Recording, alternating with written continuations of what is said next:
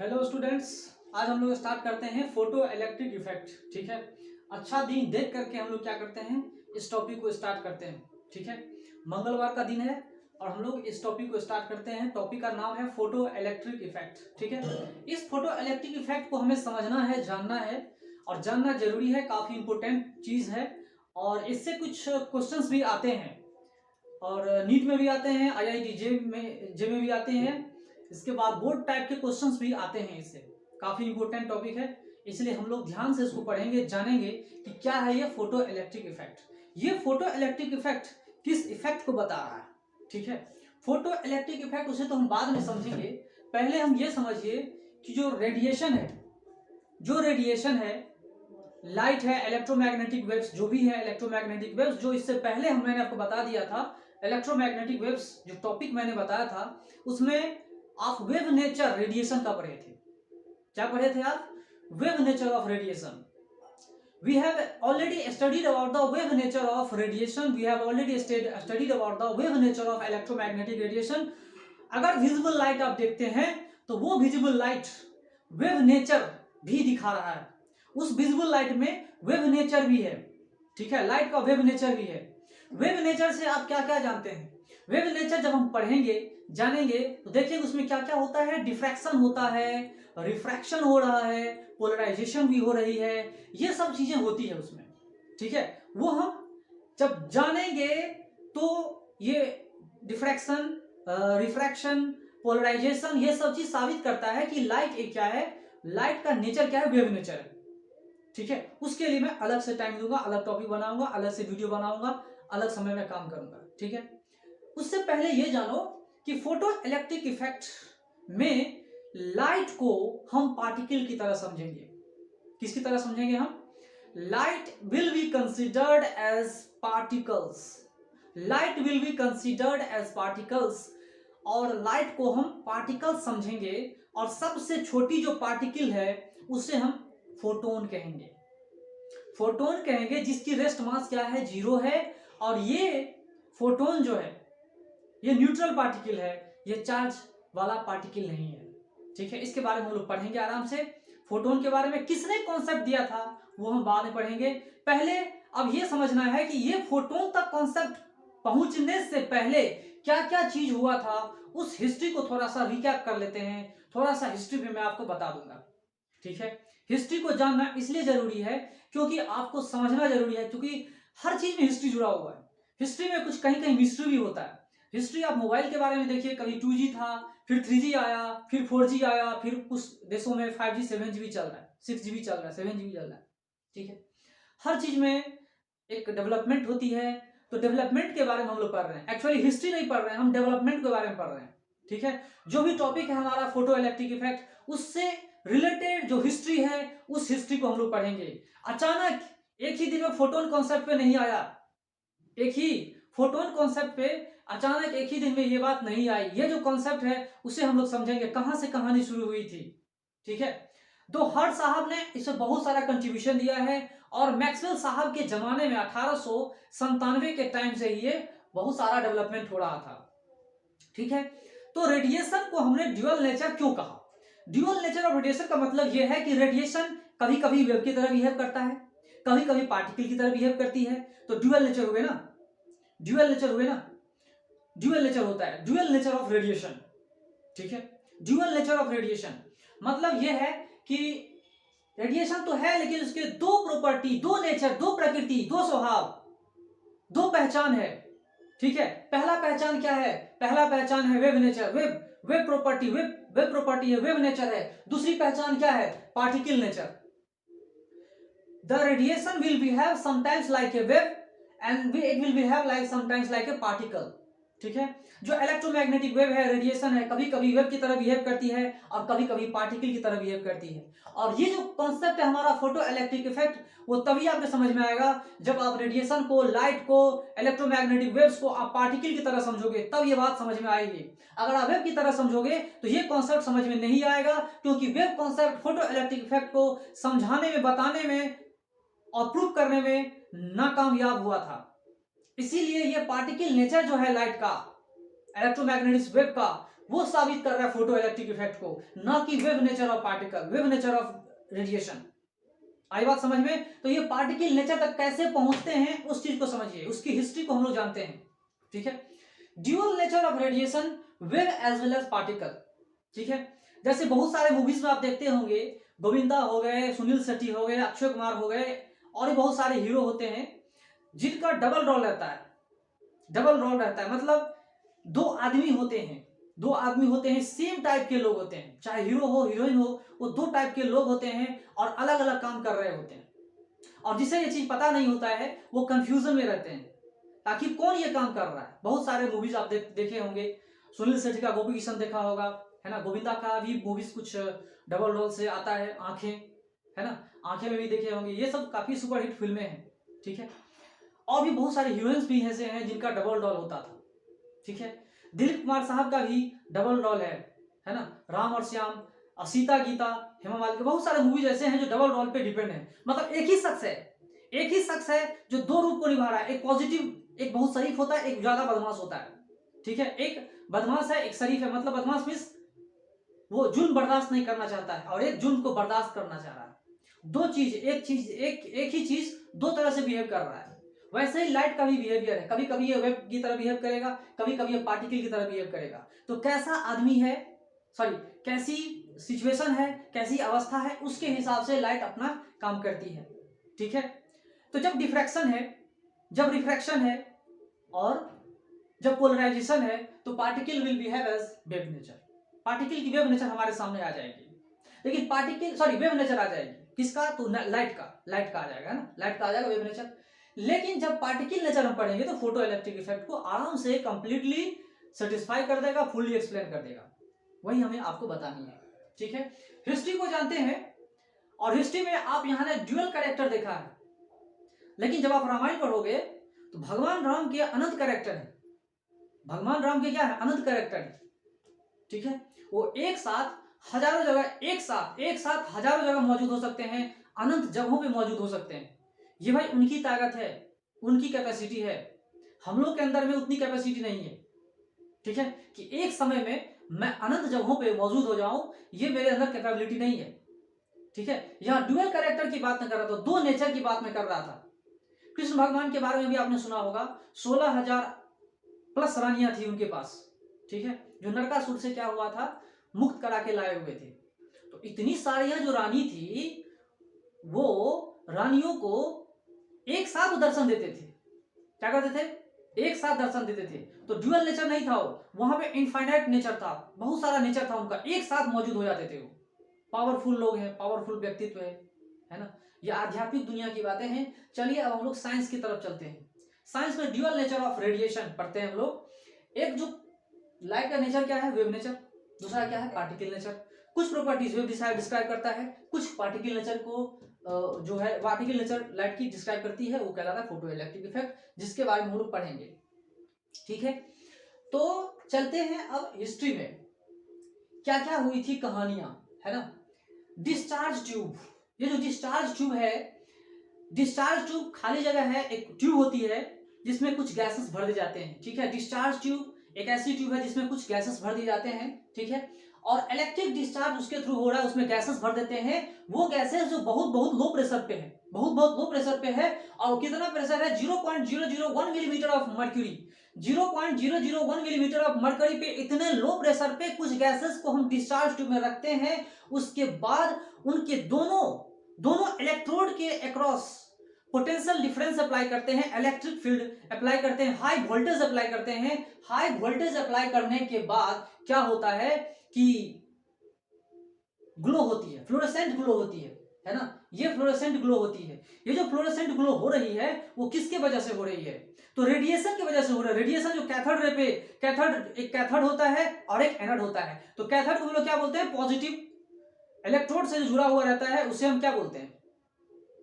अगर बैटरी के positive and से जुड़ा हुआ रहे तो उसे हम क्या कहेंगे, क्या बोलते हैं उसे, जो भी बोलते हैं। कैथोड पे जो रे गिरा और कैथोड से जो रे निकलता है, इसीलिए जो रे निकलते हैं उसको क्या बोला गया, कैथोड रेज बोला गया। क्या बोला गया, कैथोड रेज, इस बात को याद रखिएगा। जो इंड है उसमें कैथोड भी है एनोड भी है, तो एक पॉजिटिव है दूसरा निगेटिव है, लेकिन जो कैथोड वाला इंड है उसके ऊपर रेडिएशन डाला जाता है। और क्या हो रहा है कि अगर कैथोड पे रेडिएशन गिर रही है तो उसके गिरने की वजह से कुछ रेडिएशन होती है, रेडिएशन के होने की वजह से फ्लोरेसेंट ग्लो होती है। ठीक है, सामने क्या होता है, फ्लोरेसेंट ग्लो होती है। जो ग्लास रखा रहता है अपोजिट साइड पे, उस पे क्या होता है, फ्लोरेसेंट ग्लो होती है, चमकने लगता है। ठीक है, और ये चमकने का वजह क्या है, इलेक्ट्रिक करंट उसके थ्रू पास होती है। इसका मतलब ये है इलेक्ट्रिसिटी पास हो रही है, जिसको हम लोग इलेक्ट्रिक डिस्चार्ज बोलते हैं। हाई वोल्टेज लगाना जरूरी है, लो प्रेशर ऑफ गैस रहना चाहिए। ठीक है, तो ये ग्लो होगा। अगर हम अपोजिट साइड में सोडा ग्लास लगाते हैं तो उसकी कलर कैसी हो जाएगी, येलोइश ग्रीन हो जाएगी। ठीक है, येलोइश ग्रीन जो कलर होती है, सब ग्लास के ऊपर अलग अलग उसकी डिस्क्रिप्शन होती है। तो जो कैथोड रेज आया, कैथोड से निकला हुआ रे था, उसे हम कैथोड रेज बोलते हैं। ठीक है, तो कैथोड रेज को डिस्कवर किया गया था 1870 ईस्वी में। इन 1870 cathode rays were discovered by William crooks. By the William Crookes the cathode rays were first discovered। Cathode rays first discover किसके द्वारा हुए थे, विलियम क्रूक्स द्वारा। विलियम क्रूक्स ने 1870 में इसको डिस्कवर किया था। ठीक है, 1870 में। और इस कैथोड रेज को बता दिया था कि ये निगेटिवली चार्ज पार्टिकल्स हैं। ये क्या है, निगेटिवली चार्ज पार्टिकल्स हैं, जो कैथोड से आ रहा है, एनोड से नहीं आ रहा, कैथोड से आ रहा है। ठीक है, जिसको एमीटर भी कभी कभी बोलते हैं, ये कैथोड से निकल रहा है, इसके वजह से उसको हम कैथोड बोलते हैं। और 1879 को 1879 उसके बाद 80 1879 में विलियम क्रूक्स ने कहा था कि ये जो कैथोड रेज हैं वो निगेटिवली चार्ज पार्टिकल्स हैं। उन्होंने क्या कहा, ये जो कैथोड रेज हैं वो क्या है, निगेटिवली चार्ज पार्टिकल्स हैं। All these cathode rays are negatively charge particles. Okay, चलिए फिर समय बढ़ा, आगे बढ़ा, बस इतना ही उन्होंने किया था। ठीक है, 1879 तक उन्होंने इतना किया था। अब उसके बाद आया ब्रिटिश फिजिस्ट जे थॉमसन का जमाना आया। ब्रिटिश फिजिस्ट जे थॉमसन 1856 से लेके 1940 तक जिंदा रहे थे। 1940 में मर गए और 1856 में उन्होंने जन्म लिया था। इतने में ही उन्होंने क्या किया था, शायद 1897 में उन्होंने क्या किया था, इलेक्ट्रॉन को खोजा था। उन्होंने ये बताया, इन्हीं के चीजों को ये बताया कि जो कैथोड रेज हैं वो एक्चुअली निगेटिवली चार्ज पार्टिकल्स हैं, जिनको हम इलेक्ट्रॉन कह सकते हैं। क्या कह सकते हैं, उसे हम इलेक्ट्रॉन कह सकते हैं। और इन्होंने साबित किया था ये जो इलेक्ट्रॉन है वो हर एक सब्सटेंस से पाया जाता है। This electron is a fundamental particle, this is the constituent particle of matter. Matter का कंस्टिट्यूएंट पार्टिकल्स है, ये इन्होंने बताया था। ठीक है, चलिए अब इन्होंने क्या क्या किया था वो देखिए, जिसके वजह से इनको नोबेल प्राइज भी मिला हुआ था। शायद 1906 में इनको नोबेल प्राइज मिला था। ठीक है, तो चलिए इनके बारे में जानते हैं, इन्होंने क्या क्या किया था जिसकी वजह से इनको नोबेल प्राइज मिला था। इन्होंने 1897 के आसपास में जो कैथोड रेज हैं, फास्ट मूविंग इलेक्ट्रॉन्स हैं, उसका स्पीड भी कैलकुलेट कर दिया था, मेजरमेंट कर लिया था स्पीड का। वो स्पीड जो है c/10, c क्या है, speed of light, c = 3 × 10⁸ second. इतना स्पीड उन्होंने बताया था कि फास्ट मूविंग इलेक्ट्रॉन्स जो हैं उनकी स्पीड जो है, फास्ट मूविंग कैथोड रेज जो हैं उनकी स्पीड जो है c/10 से लेकर c/15 तक रेंज कर रहा है। इतने स्पीड में ये कैथोड रेज मूव करते हैं डिस्चार्ज ट्यूब में, उन्होंने बताया था। ठीक है, उन्होंने इतना ही नहीं बताया, इन्होंने स्पेसिफिक चार्ज भी बताया। स्पेसिफिक चार्ज क्या होता है, स्पेसिफिक चार्ज ऑफ इलेक्ट्रॉन बताया था कि चार्ज बाय मास, किसी भी सब्सटेंस के चार्ज बाय मास को हम स्पेसिफिक चार्ज कहते हैं। और क्यों कहते हैं वो समझिए, क्योंकि ये चीज अलग अलग सब्सटेंसेस के लिए अलग अलग चीजें होगा, इसीलिए इसको हम स्पेसिफिक चार्ज कहते हैं। किसी भी पार्टिकल का चार्ज डिवाइडेड बाय मास, किसी भी चार्ज पार्टिकल की charge divided by mass is called specific charge. Specific charge होता है चार्ज बाय मास। ठीक है, और उन्होंने साबित कर दिया था डिस्चार्ज में अलग अलग गैसेस रखा, इन्होंने बहुत सारे गैसेस रखे, बार बार एक्सपेरिमेंट किया, बार बार एक्सपेरिमेंट करके उन्होंने साबित कर दिया, बार बार इन्होंने एक्सपेरिमेंट करके साबित कर दिया कि E/m जो रेशियो है वो हर एक सब्सटेंसेस के लिए कांस्टेंट क्वांटिटी है, and that constant is equal to 1.76 × 10⁻11 coulomb per KG. Charge का ऐसा यूनिट क्या है, कूलम, और मास का क्या, केजी। तो 1.76 10⁻11 कूलम पर केजी, ये जो है स्पेसिफिक चार्ज हर एक सब्सटेंस का है। हर एक सब्सटेंस का स्पेसिफिक चार्ज है, ठीक है। ये किन किन चीजों के ऊपर डिपेंड नहीं करता वो समझिए। ये जो है, ये कौन सा मटेरियल आपने लिया है उसके ऊपर डिपेंड नहीं करता, ठीक है। कौन सा मेटल आपने यूज किया है उसके ऊपर भी डिपेंड नहीं करता। कौन सा गैस डिस्चार्ज ट्यूब में आपने डाला है उसके ऊपर में भी डिपेंड नहीं करता। ये सब चीजें डिपेंड नहीं करता। मतलब जो E/M रेशियो है, स्पेसिफिक चार्ज है किसी भी सब्सटेंस का, वो कौन से मटेरियल को आपने यूज किया है, कैथोड कैथोड वाला चीज क्या है, ठीक है ना। वो मेटल के ऊपर डिपेंड कर रहा है, ना वो गैस जो आपने डिस्चार्ज ट्यूब में रखा है उसके ऊपर भी ये स्पेसिफिक चार्ज डिपेंड नहीं करता है, ठीक है। इन सब चीजों के ऊपर वो डिपेंड नहीं करता। क्या नहीं डिपेंड करता? Specific charge that is equal to 1.76 10⁻11 coulomb per KG, ठीक है। और आप हिस्ट्री में एक चीज जानते होंगे कि एक ही साइंटिस्ट ने सब काम नहीं किया था, एक ही साइंटिस्ट ने सब काम नहीं किया था, एक ही काम करने में उनको बहुत साल लग गया था, ठीक है। एक ही काम करने में उनको बहुत ज्यादा समय लग गया था। देख लीजिए, तो इन्होंने तो स्पीड बताया, कैसे बताया उसको समझिए। डिस्चार्ज ट्यूब में इन्होंने क्या किया, डिस्चार्ज ट्यूब में electric field and magnetic field दोनों को परपेंडिकुलर डायरेक्शन में डाला। Electric field and magnetic field को दोनों को परपेंडिकुलर डायरेक्शन में डाला। डालने के बाद इलेक्ट्रिक फील्ड हाई वोल्टेज लगाया, लगाने के बाद उन्होंने इतना स्पीड कैलकुलेट किया, ठीक है।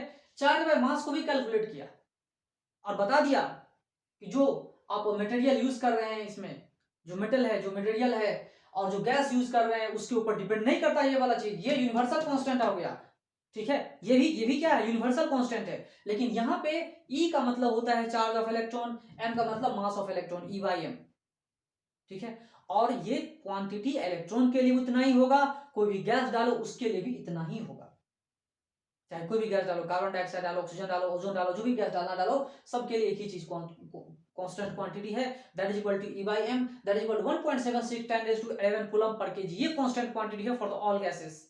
जितने सारे गैसेस हैं सबके लिए यही कांस्टेंट क्वांटिटी है, ठीक है। आगे बढ़ते हैं।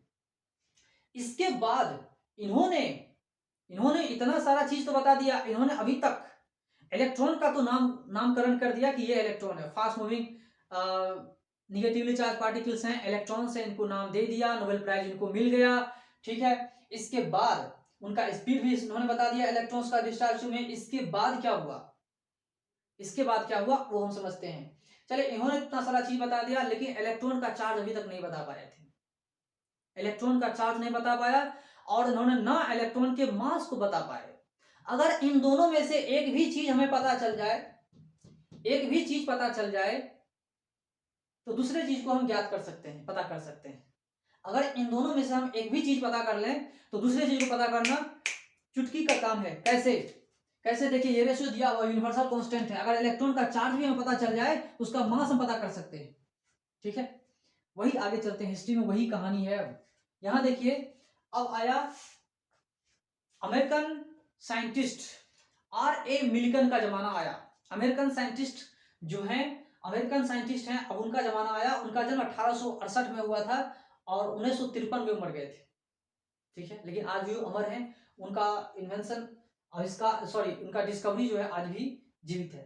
चलिए यहाँ पे चलते हैं। 1913 में उन्होंने क्या किया था उसको समझिए। 1913 में उन्होंने क्या किया था, मिल्टन साहब ने 1913 में एक ऑयल एक्सपेरिमेंट किया था, ऑयल ड्रॉप एक्सपेरिमेंट, जिसको बोलते हैं, जानते होंगे, बहुत फेमस एक्सपेरिमेंट था। ऑयल ड्रॉप एक्सपेरिमेंट किया था उन्होंने, और इस ऑयल ड्रॉप एक्सपेरिमेंट से उन्होंने इलेक्ट्रॉन के चार्ज को कैलकुलेट कर लिया था, ठीक है। और वो इलेक्ट्रॉन का चार्ज कितना होता है, वो इलेक्ट्रॉन का चार्ज जो है E is equal to 1.602 10⁻⁻19 coulomb calculate कर लिया था उन्होंने क्या किया था, इलेक्ट्रॉन का चार्ज 1.602 इंटू 10⁻⁻19 कूलम कैलकुलेट कर लिया था। ये उन्होंने ऑयल ड्रॉप एक्सपेरिमेंट से पता कर चुके थे। अगर उन्होंने ये पता कर लिया और बता दिया दुनिया को कि सबसे छोटी जो चार्ज पार्टिकल है वो इलेक्ट्रॉन है, और उस एक इलेक्ट्रॉन की जो चार्ज है वो है 1.602 इंटू 10⁻⁻19 कूलम, और ये चार्ज नेगेटिव चार्ज पार्टिकल है, इसीलिए साइन कन्वेंशन के साथ लगाएंगे तो माइनस साइन आ जाएगा, ठीक है। तो यहाँ अभी मैग्नीट्यूड की हम बात कर रहे हैं। इलेक्ट्रॉन के चार्ज की मैग्नीट्यूड कितनी है, वो है 1.602 इंटू 10⁻⁹ कूलम। इन्होंने इतना सही सही बता दिया था और पूरा दुनिया को यह बता दिया था कि इलेक्ट्रॉन ही सबसे छोटी चार्ज पार्टिकल है, सबसे छोटी चार्ज पार्टिकल है। और जितने सारे सबस्टांसेस बने हुए हैं वो सब इलेक्ट्रॉन से बने हुए हैं। और 1 2 3 4 5 6 7 8 9 10 इस तरह के बहुत सारे इलेक्ट्रॉन से बने हुए हैं। और एक इलेक्ट्रॉन का चार्ज जितना है 10 का कितना होगा तो 10 से मल्टीप्लाई, 20 का कितना होगा 20 से मल्टीप्लाई, 11 कितना होगा 11 से मल्टीप्लाई। इस तरह से मल्टीप्लाई कर सकते हैं आप। मल्टीप्लाई करके आप 2 3 4 5 6 कितना भी चार्ज का इलेक्ट्रॉन का चार्ज आप कैलकुलेट कर सकते हैं। ठीक है, ये एलिमेंट्री चार्ज है, सबसे छोटी चार्ज पार्टिकल। और इसी से क्या होता है, बहुत सारे सबस्टांसेस बने हुए हैं। ठीक है, इन्होंने एलिमेंट्री चार्ज पार्टिकल के बारे में बता दिया था। ठीक है, अगर चार्ज इन्होंने बता दिया, इसका मतलब चार्ज भी क्वांटाइज है। एक इलेक्ट्रॉन का चार्ज इतना, दूसरे का कितना 2 से मल्टीप्लाई, 3 का कितना 3 से मल्टीप्लाई, 4 का कितना 4 से मल्टीप्लाई, क्वांटाइज हो गया। चार्ज भी क्या हो गया, क्वांटाइज हो गया। ठीक है, बहुत सारी चीजें क्वांटाइज है। ठीक है, एनर्जी भी क्वांटाइज है, जो हम लोग पढ़ेंगे। फोटोन, सबसे कम एनर्जी एक फोटोन की होती है। फिर कितना होता है मैं बताऊंगा आपको, h इंटू फ्रीक्वेंसी होती है एक फोटोन की एनर्जी। 2 का कितना होगा 2 into H into frequency, H क्या है प्लैंक्स कांस्टेंट। ठीक है, 3 का कितना होगा 3 इंटू एच इंटू एफ। ठीक है, तो एक एनर्जी, एक फोटोन की कितनी एनर्जी होगी h इंटू एफ। इस तरह से एक इलेक्ट्रॉन की चार्ज इतनी है 1.6 10⁻⁹ कूलम। इस चीज को याद रखिए। और जितने सारे सबस्टांसेस उसमें कुछ ना कुछ चार्ज होगा, और वो जो चार्ज होगा इसी के मल्टीपल में होगा। और वो मल्टीपल 1 2 3 4 5 6 ही होगा। वो नंबर 1.5 नहीं होगा, 1.6 नहीं होगा, 1.7 नहीं होगा। ठीक है, तो कभी भी चार्ज होता है इसके मल्टीपल में होता है। किसके मल्टीपल में, इस इलेक्ट्रॉन के चार्ज के मल्टीपल में होता है। नेचुरल नंबर के या होल नंबर के टर्म में किसी भी बॉडी का हम चार्ज लिखते हैं। या तो चार्ज है ही नहीं तो 0 कूलम, या नहीं है, अगर है तो कितना होगा, पहले नहीं है तो 0 कूलम, अगर है तो पहले सबसे छोटा इतना, फिर 2 का कितना तो 3.2 समथिंग आ जाएगा, 3 का कितना तो 4.8 इंटू 10⁻⁹। इस तरह से हम लोग चार्ज को क्वांटाइज करते हैं। तो क्या कह सकते हैं, चार्ज इज क्वांटाइज्ड। चार्ज क्या करते हैं हम, क्वांटाइज कर चुके हैं। क्या मास क्वांटाइज हो चुका है, एनर्जी तो मैंने बता दिया कि एनर्जी क्वांटाइज्ड है। एक छोटी सी चीज को हमने, सबसे छोटी चीज को क्वांटाइज कर दिया। क्या पैसा क्वांटाइज्ड है, सोच के बताइए। क्या मास क्वांटाइज्ड है, सबसे छोटी मास आपने अब तक किया जाना है जिससे मास को मेजरमेंट किया जाए, जितने सारे मासेस हैं उसको क्वांटाइज किया जा सके। तो मास अभी तक क्वांटाइज नहीं हुई है। ठीक है, एनर्जी क्वांटाइज हो गया, चार्ज क्वांटाइज हो गई। ठीक है, लीनियर मोमेंटम भी क्वांटाइज्ड है। ठीक है, तो इस तरह से हम लोग चलते हैं, आगे बढ़ते हैं। Sir linear momentum, angular momentum quantized है। ठीक है, यहां चलिए, चार्ज के बारे में मैंने बता दिया कि क्वांटाइज्ड है। अब पढ़ते हैं मास ऑफ इलेक्ट्रॉन। अगर आपको यह समझिए कि चार्ज ऑफ इलेक्ट्रॉन पता चल जाए और E/m पता चल जाए, स्पेसिफिक चार्ज पता चल जाए, तो क्या मास ऑफ इलेक्ट्रॉन पता कर सकते हैं क्या, बिल्कुल यही पता कर सकते हैं।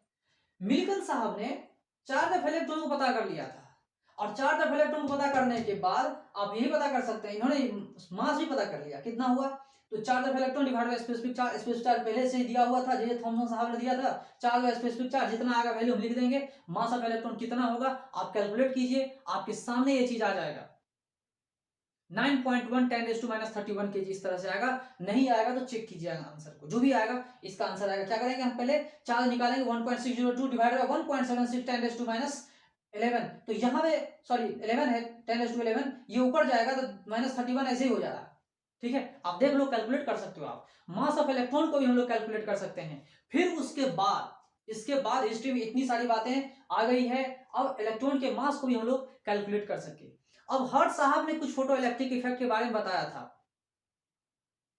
ठीक है, अब हेलेक और कोई साइंटिस्ट थे लिनार्ड, उन्होंने भी कुछ बताया। फिर उसके बाद जमाना आया किसका, आइंस्टाइन साहब का। ठीक है, लिनार्ड साहब ने कुछ एक्सपेरिमेंट किया था, उससे पहले हर्ट साहब ने भी कुछ बताया था फोटो इलेक्ट्रिक इफेक्ट के बारे में। ठीक है, और जो एक्सपेरिमेंट हुआ था वो लिनार्ड साहब और उनके दोस्त, जो काउंटर दोस्त थे उनके, उनके सहयोग से उन्होंने बहुत अच्छा ये एक्सपेरिमेंट किया था, जिसको हम लोग अच्छे से पढ़ेंगे, ठीक है। तो ये फोटो इलेक्ट्रिक इफेक्ट के बारे में जानकारी अच्छे से मिल सकेगी। इसके बाद आइंस्टाइन साहब ने भी क्वांटम नेचर ऑफ रेडिएशन को बताया था। फोटोन कॉन्सेप्ट जो है रेडिएशन का, उन्होंने बताया था, ठीक है। तो अभी मैं आपको हिस्ट्री बता रहा था, ये हिस्ट्री हमें पढ़ना है, ठीक है। अभी हमें क्या करना है, हिस्ट्री पढ़ना है। उसके बाद वो हिस्ट्री में क्या क्या है, मेन मेन चीजें जो हमारे साइंस के लिए, फिजिक्स के लिए एप्लीकेबल है, वो हम लोग पढ़ेंगे। ओके।